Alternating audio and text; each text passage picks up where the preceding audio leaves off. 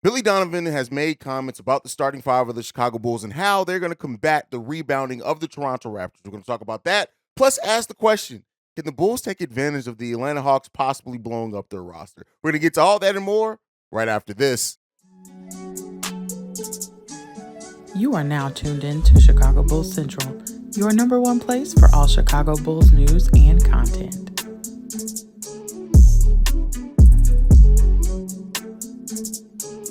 All right, Bulls fans, welcome to another episode of Chicago Bulls Central, your number one spot for everything Chicago Bulls related. Right off the top, if you want to follow me, you can do so at CEO Haize. That's CEO Haize. If you want to follow the show, you can do so at Bulls Central Pod. But let's go ahead and get into the content for today. So, Billy Donovan has made comments about the Chicago Bulls starting five, specifically how they've gotten out-rebounded in their matchups against the Toronto Raptors this past season. Let's go ahead and play that now. I'm not opposed to that at all. Obviously they're all going to play. I do think that they're obviously a really, really big team. They're a physical team, and obviously one of the better rebounding teams in the league. But to be quite honest with you, I think that some of our difficulties or challenges rebounding the ball have had very little to do with size. I think it's been more the consistency of what you really have to do, whether it's been rotational blockouts or guys running to the rim. I don't think that that's necessarily been the case, as you go back and watch film on some of that stuff. We could be bigger and still not rebound well enough.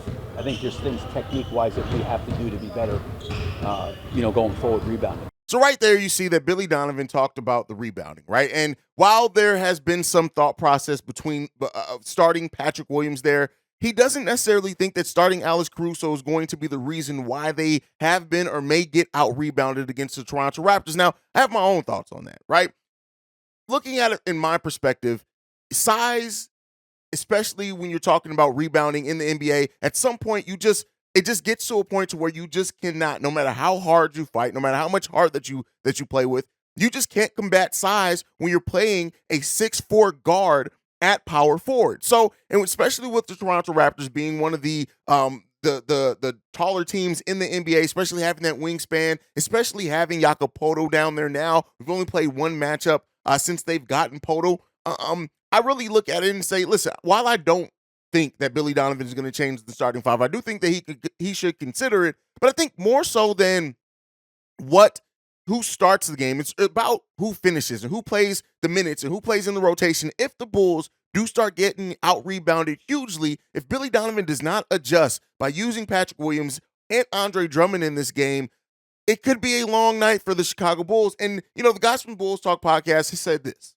Is there something else, though? Because when I went back and looked at the numbers from those three games, we always clamor that Patrick Williams has to rebound more. Right. But it seems like some of his better rebounding games have actually been against Toronto. Yeah, and like I said, it's an ideal matchup because they just keep coming at you with those big wings. That's what this team's all about. Now, also, Jakob Poeltl, we haven't even mentioned him yet. Big acquisition. He played in one of the three games, just like Patrick Beverley only played in one of the three games for the Bulls. But he makes that team so much better with his physicality, his size, his screening ability. He is a legit screener. So yeah, this is a tough matchup for the Bulls. If you draw it up, this is one of the worst matchups of the play-in teams to me. And so I looking at this and in playing both these clips, what I look at and what I take from it is just this, right?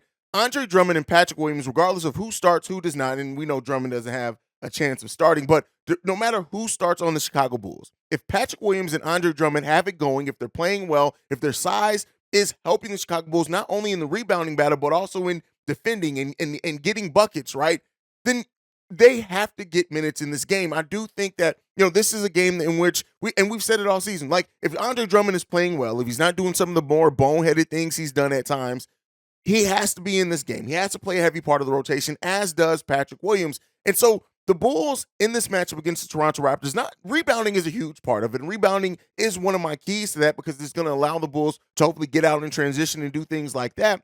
But outside of just the rebounding aspect of it, it's also the defense. It's also, getting to the loose balls, the 50-50, playing with the energy. Yes, Alex Caruso brings that energy a lot. We know what Alex Caruso has done in deflections in the NBA. I think he actually led the league in deflections once again in the NBA or was close to it.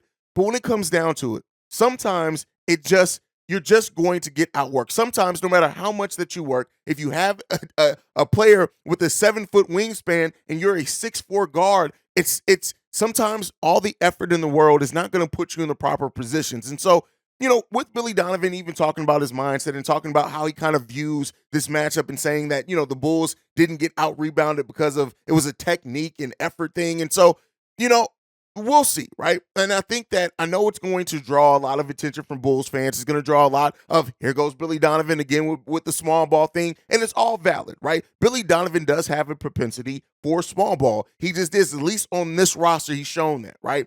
And so I think it's going to be important for Patrick Williams and Andre Drummond to make sure that they play well enough in this game against the Toronto Raptors that Billy Donovan has to play them, right? And so I do think that it's going to come down to it. Alex Caruso is going to give us some great defense. Alex Caruso is going to get some deflections. He's going to get some turnovers. He's going to do those things for the Chicago Bulls. But if it gets tight, right? If the game gets close and the game is one of those games where you just need that extra bit of size, you just need a little bit more rebounding, you just need to combat the length of the Toronto Raptors. If it gets to that point and we see Billy Donovan stick more so to that small ball lineup, it's going to be a long and hugely difficult night for the Chicago Bulls if he does that. And so Billy Donovan has been stubborn at times with his rotations. He's been stubborn with his adjustments. He's been stubborn in sticking to players and lineups that it's his safe zone. We joke about it in the live stream that, the small ball lineup with Alex Caruso at power forward has become his precious, like Gollum from Lord of the Rings. And so, I just hope that, in doing this and in the younger players hopefully playing better as well, that he goes to them, right? That he uses them, that he does not stick so hard on this lineup that is a really good defensive lineup, but sometimes you need more than just that. And I think that's what the Bulls are going to need, that little bit of extra to help give them, put them over the top in the Toronto Raptors. So, we'll see, man. At the end of the day, the Bulls have to execute, and it's more than just rebounding to the game, of course, but it just makes it so difficult on a team when one team is getting 3 and 4 chances to shoot the ball on every possession because we are not rebounding the ball well enough defensively. So, we'll see what that means. We'll see what that does for the Bulls and how Billy Donovan coaches this game against the Toronto Raptors. But I tell you what, you're gonna have to wake up, Billy, because gumdrop Billy, it's about to be real ugly for you if the Bulls don't rebound this ball and you stick to that small ball lineup. But moving on from that and talking about being ugly for the Bulls, Basketball Reference have given the Chicago Bulls a 27.1% chance to win the play-in, with the Lakers having the highest chances to come out the play-in, and the Oklahoma City. Whoa, I almost murdered that. The Oklahoma City Thunder having the worst chances of making it out that play-in tournament. The Bulls sit right above the Thunder, one spot above them, with a 27.1% chance. And looking at that, I honestly think that that's pretty fair. When you look at how up and down the Chicago Bulls have been, well, I give the Bulls a 50-50 chance to beat the Toronto Raptors just because I've seen how this team can compete when they can, and I do think DeMar DeRozan and Patrick Beverley are going to come in really motivated and have the energy of that team at a different level. When you look at the way that the Bulls have played, when you look at the fact that even in that clip I played that, Casey Johnson, then we're talking about the fact that, the Bulls just haven't fared well against the Toronto Raptors. And then on top of that, we only played one game with them having Jakob, who in his career averages almost 18-11 on 65% shooting against the Chicago Bulls. So they have a different level of wrinkle to that team. They have a different level of execution. And I think also when you look at the coaching, right? Nick Nurse is way better at making defensive adjustments than Billy Donovan. Every time we've played the Toronto Raptors, they've had a different defense that they've used down the stretch of that game, a different defense that they've used to try to attack the Bulls and get in the Bulls' head. We've already talked about it yesterday.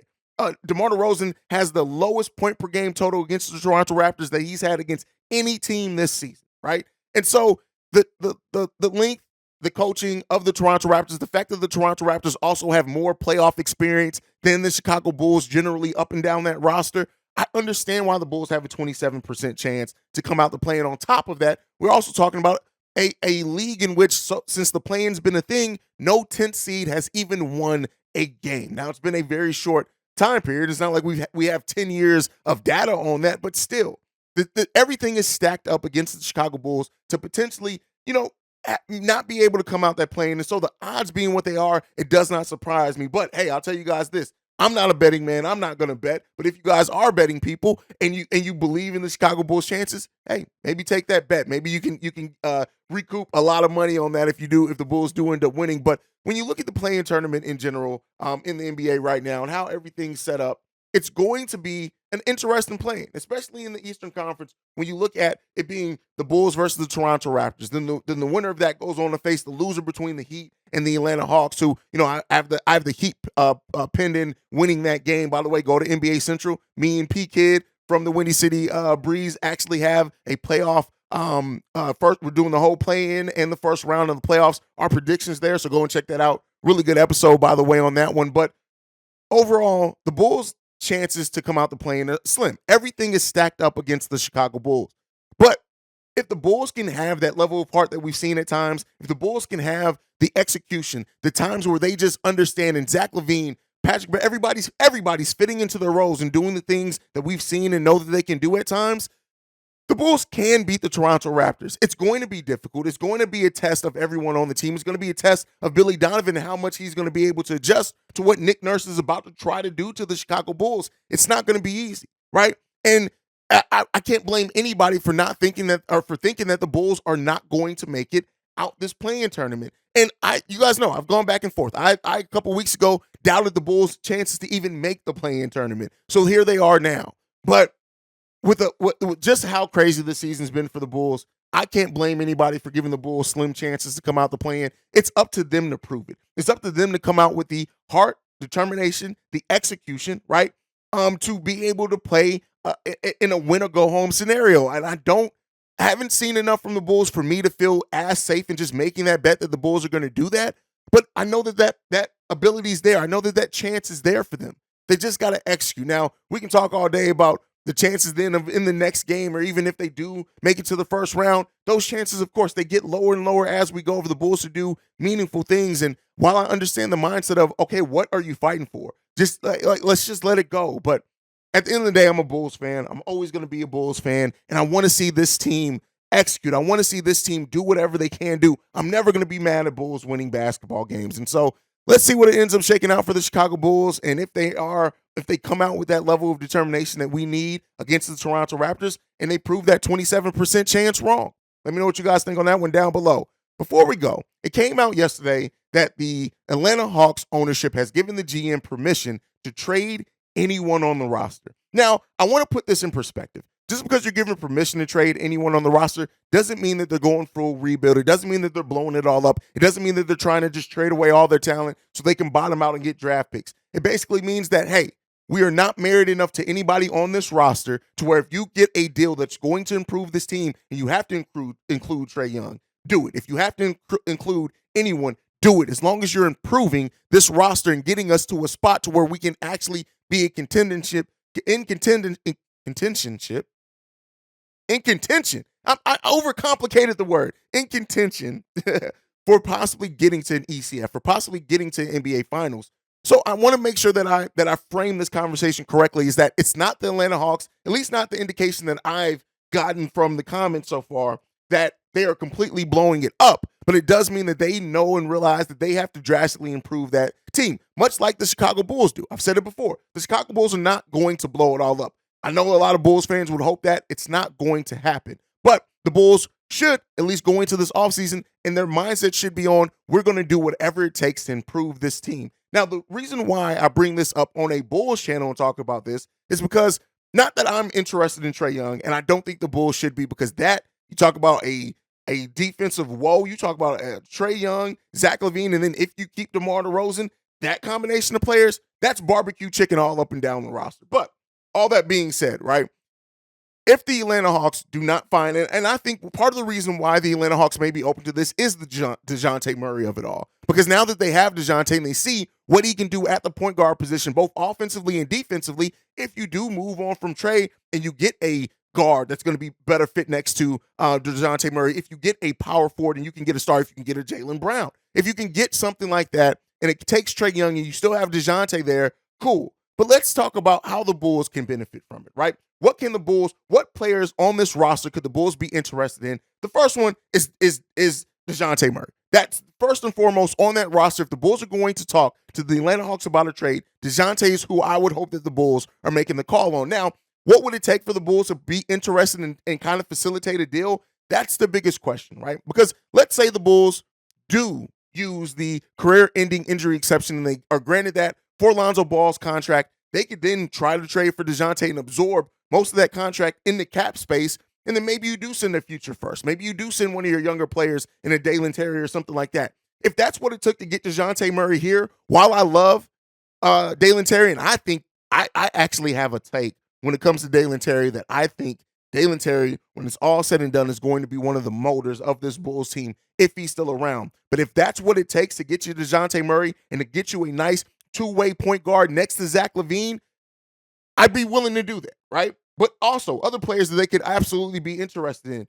While I don't hate Saddiq Bey, I think that Saddiq Bey could be one that the Bulls are interested in on a much lower deal. It wouldn't take much to get him in there.